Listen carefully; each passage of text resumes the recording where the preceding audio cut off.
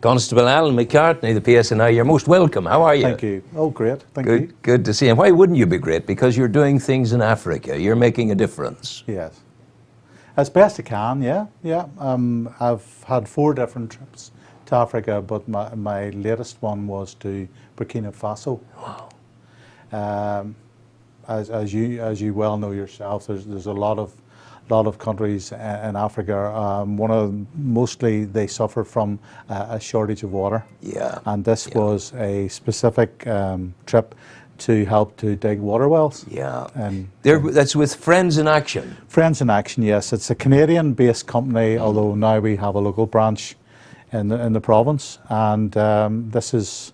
And they have now majored on well drilling projects. They did a massive project a few years, which I was involved in a few years ago, in building a bridge. Yeah.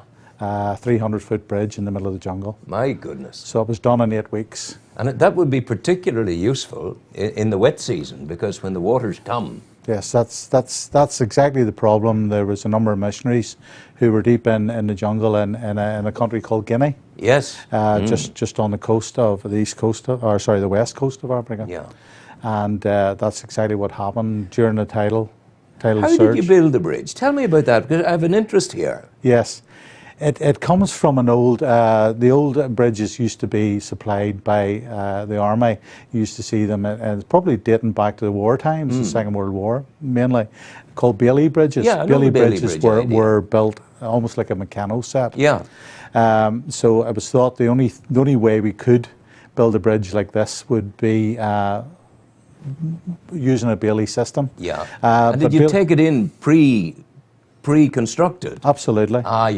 Being on the coast, you could do that. Yes. Yeah. That was all shipped in by containers. Yeah. Mine would be a different problem because I'm going inland, far inland, and not easy. So we've been beaten on the bridges thing up to now, but great that you did that. Now, the consequence of that bridge being there, Alan, tell the people. Well, what happened with that bridge in particular, it not only afforded missionaries and other people to get out quicker, it cut off maybe a full day's journey. They could get out by going to a different part of the river and crossing it, where it was less deep. But it shortened, like a medical emergency. They could get out quickly. Also, it helped with their trade, because they were a crop growing sort of culture, and so it enabled them to get easier to market, right throughout the year, rather than being tied. Alan, you're a constable in the PSNI. Obviously, you're drawn to service. Yes. What motivated you to go and be of service in Africa? In Africa, probably somebody presented me with, the first time I was ever in Africa, I went to Uganda, and somebody presented with the idea of going to Uganda, and I said, well, he said, well, come along, find out. And I think, like yourself, once you get the African soil in your blood, it almost, you're drawn back to it. It's a very needy area, and as you say, maybe with my whole background on service to people anyway, I just saw very needy people, and I thought if I could do anything at all. Of course, you have a Christian commitment as well, Alan. Absolutely. Yeah. Well, it comes out of a very strong church and a Christian belief, and we have done different things through the church as well. It's probably service in that sense as well. But I've gone out with Christians. I've gone out with Christians and non-Christians, and the rough and the ready. But we have come together as a group quite often and done work out there. Yeah. And you're not asking those you help, are you a Christian? Absolutely. It's the last thing you would do. Absolutely not. You're there obeying that commandment to love your neighbour. That's right. It's no more difficult than that. It's that simple, really. That's right. At the end of the day. So your last visit was to Burkina Faso. Burkina Faso. To dig the wells. Is it a well or a borehole you're putting down? It's they call it well, but it's well drilling. It's a borehole more, as you say, and very interesting that they had an old drilling rig, which was an old American drilling rig, which had seen it well past its best. A lot of downtime. So this was the second, and in fact, yeah, it was the second use. Apart from them doing a wee bit themselves, there's 2 guys that are permanently out there, and this is its second use, and of a £250,000 new well driller, provided from the people of the province. Here? Yeah. In Northern Ireland? That's £250,000. And that'll go around, moving around the district, going down? It's mainly based in Burkina Faso, but it went out to some of the neighbouring countries in recent months as well. Yeah. Get a lot of demand. Yeah. You're going down, what, 60 feet? Oh, they could be going, this is capable of 300-400 feet. Really? Yeah. That's pretty good. That's impressive. 300 or 400 feet. Yeah. It can drill quite a bit deeper than that, but it's whether it's basically they don't go any deeper than they can lift water from. Yes, so of course. once they find out where the water table is, if the water's coming up so high, then it's feasible. They sometimes could find water deeper, but then it's trying to get it to the surface. Aye, that's the problem. That's the problem. We for a long time had open wells. Yes, yes. Which meant when the kids were playing around, if a child went into it, it'd be lost. Absolutely. And then if you lose a child at a school, then the whole project's dead, because others will see it as a bad omen and pull away from it. Absolutely. So we got things called, but you don't need it for the borehole. Maybe you do, a cowtail pump. Yes. Which is the handle. And it's pumping it, and the whole community gathers around the wellhead. That's mostly what they install. They can install electric pumps, but again, it's whether you can get a generator or electric to it. Yeah. Well, you know what they say, that if Bob Geldof had put ox and cart in instead of Mercedes trucks, the ox and cart would still be going today. Yes, that's right. So you take your wisdom from the technology that's there, there already. Now, how much does it cost to drill a well? It's in around. It depends, but roughly £3,000 to £5,000. That sounds like an awful difference, but it very much depends. Depends on what you're hitting. Yeah. Yeah. Yes. Oh, absolutely. Have you managed, Alan, to engage the local people and have them as labourers, as experts who are learning about drilling? Are you bringing people on educationally? Because of it's not highly technical, it's just there's a lot of moving machinery about them, so we do use some, but there's always a danger you're concerned that they get injured or something. Oh, yeah. Now they will do, for instance, the last time this new rig is capable of what they call mud pumping. So what it does is it uses, instead of air forcing the material back up out of the borehole, they pump like a slurry of mud, and it keeps very, very soft ground intact to allow you to put down a sheath or a sleeve to keep a water well open. So we revisited one that had not worked and had collapsed, and we're able to give them water because of this new system. But you have to dig almost like a container for water. You have to dig a hole in the ground, a trench thing, more like a big hole trench. And the locals do that and do it very well. Have you heard of sand dams? Sand dams. Yeah, where they build up a huge area of sand against a wall. And when the rains come into the sand, and the sand holds the rain. There's that much of it. Yes. Holds the rain, and it's funneled off into. But you haven't. No, I heard of that just recently. I don't quite know how they work, but that's the general idea of it. How are the people, taking to the whole project? Are they finding you? Are they trusting you, first of all? Absolutely. Yeah. What you'll find is when a well is brought into an area, there could be a well as close as maybe 100, 200 meters away, or maybe half a mile away, but that's their well, if you like. And if you bring a well in to an area, it starts a completely different community almost. We're citing these at the minute quite often with different organisations who are church building. Yes. In the area, and we cite a well if we can near a church, and you'll find that the community then come and use the church and the well as well. Because that's they gather at the well. Absolutely. And the church is there for church services, but it's also there as a community gathering place. Yes, indeed. Which is the great thing. And the celebration of the harvest occurs there. Yes. That's real harvest celebrations, That's for goodness sake. It's something very special. What about the reliability, do you find, of the rains? Of the rains, the irony of it all is in Burkina Faso they can only bore until about September, and then they can't get down the roads for the water and for the flooding. Yeah. So there is water, but the problem is the storage. The storage. You know, you'll have lakes, you'll have man-made lakes, but in those areas, obviously the water's going seeping back into the ground, and there's water tables, but. Yeah. But you can't depend on it. There's a wet season. Yeah, but you're okay now because you've bored the hole right down in. So you've all things being equal, you have water 365 days of the year. Absolutely. Yeah. Absolutely. And it's coming out clean. I happened to one of the wells that we bored, the one that had to be used with the mud boring, the specialist boring. I actually took water out of it a matter of a couple of hours after it was bored and brought it home in a bottle to show my wife. And I says, honestly, you can't drink it because I had already drank it, and it's absolutely perfectly clear, clean water. God's clean water coming to us out of the earth of Africa, without a doubt. So what other, you talk about bringing the wells to where maybe you're using the facility of the existing church organization there. Yeah. Is there in the countries you visit, are the Christian churches strong? Yeah, generally they are. Uganda in particular, I can remember when I visited there, and it has become massively strong churches in Uganda, to the extent that maybe now they're becoming, they're taking over the country.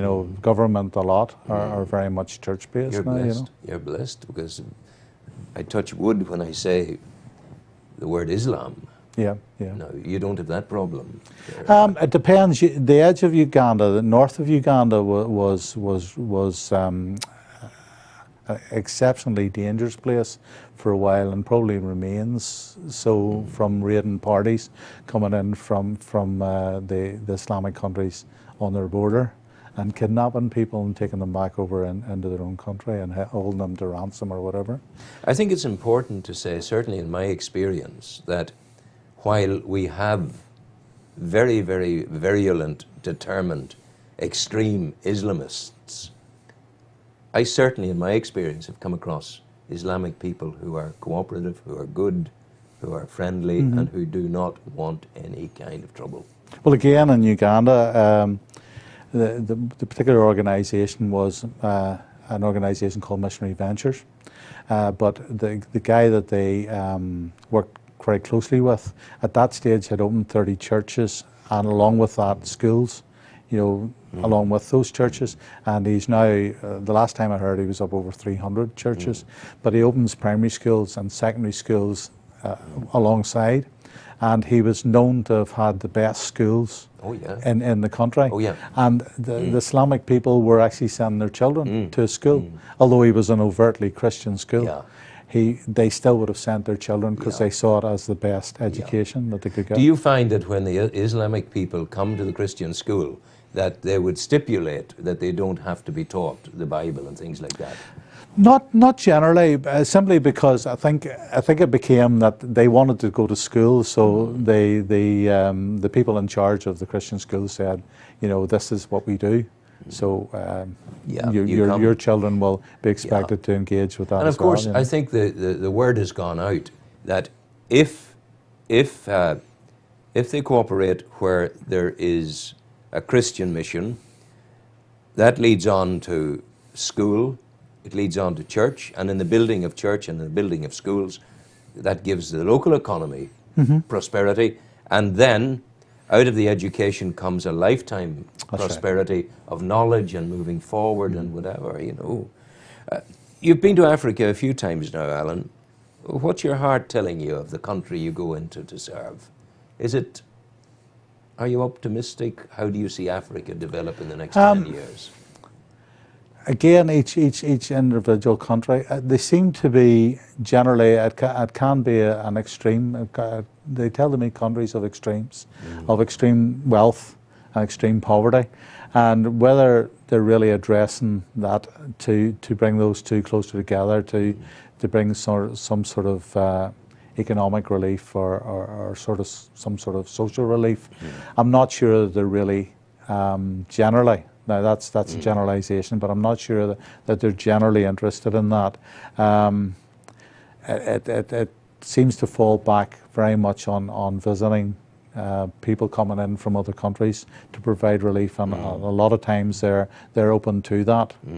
Is the concept of relief and of kindness from outside, is it understood by the folk you work with?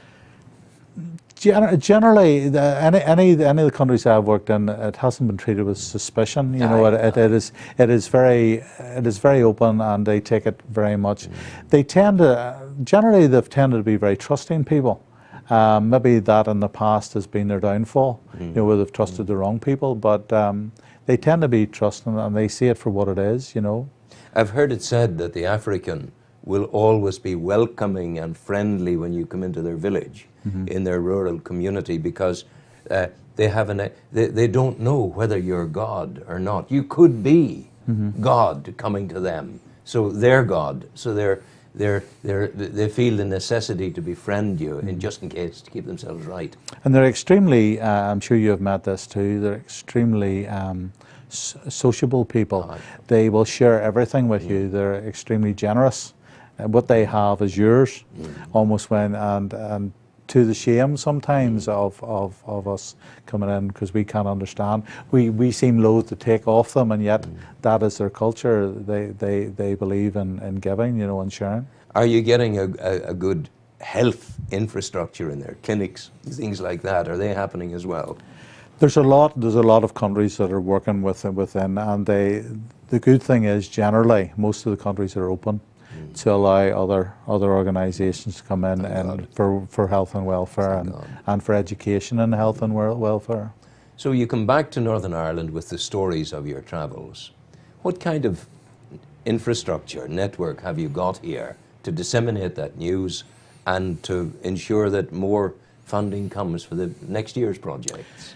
There is an organisation based in Lisburn. It's a group of businessmen who have, I don't know, it's a House of Vikrin, and what they have now agreed to do, and they're not only with Friends in Action, but they deal with other missionary organisations and aid organisations as well. So what they have agreed, they run businesses, but they run them at most if not all of the profit goes to mission. And what they do is they say, if you can raise, for instance, that truck, that was 250,000. They said, if you can raise 100,000, we will give you the other 100,000 plus. So in actual fact, it was little over 100,000, which enabled them to get a £250,000 truck. Have you anything? I say this because some of my funding comes from on Garda Síochána. Yeah. Individual members of the Guards will give a tiny percent of their salary, which puts money into a central pot, which allows the dissemination of goodness, money and aid. Is the RUC, are the PSNI good anything like that? PSNI, what will happen, and happens quite regularly, we will get a directive out across, you know, our internet system within our own organisation. They seem, for some reason or other, loath to take it out at pay source. We have tried it often in the past to say, can we not just donate a day's pay by everybody? Our organisation, I don't know why, but they seem loath to put that specific in place. I don't know whether it's to do with that, but they encourage you to obviously have it within the email, a function that you can do it, but not directly through your pay. But it seems to me now, with Mr. Hamilton in place, you know, I'm not saying that he's any better or any worse than the last man. That's not what I'm saying. So Matt, if you're watching, good luck to you. But in the new regime, and maybe the time is, because you have a template there in the Guards that it works, and it works magnificently. And you know, maybe that's something to think about. Indeed. I'm constantly trying to figure ways to get next year's money. I used to lose sleep over it. Until I said, hold on, Rowan, you're not on this on your own. There's a guy, or God is there too. So hand it over to God, let him take it and run with it. And when I started doing that, the money just kept coming in, coming in. And Well, as you know, the province, and north and south, have been notorious for being good givers. Hugely so. You know, in comparison so. to per number of population, they give Great and give people. again. Yeah. Do you know, we're such great people in the outreach to the wider world. I sometimes scratch my head and wonder why we can be so inhumane each to each other. other. Yeah. It's crazy. It doesn't make any sense. Doesn't. But maybe we're coming out of all that. Alan, if people want to help you, what can they do? Where do they send? Where do they find your website or whatever? Well, what they could do, as I said earlier on, the organisation that I'm particularly interested in the moment is Friends in Action. Friends in Action. And it's Friends in Action UK. There's a Friends in Action. They'll see, anybody that looks at the site will see it as a Canadian site, but there's also connected that. So they as should Friends Google in Friends in Action UK. UK, yeah. That'll do. So Absolutely. why not give it a go? You heard it here. This money is going straight to the source of the need. Water, the gold of Africa, for goodness sake, is being provided. And congratulations to you. You're a good man. Okay. God bless you. Go Thank well. you. Take care.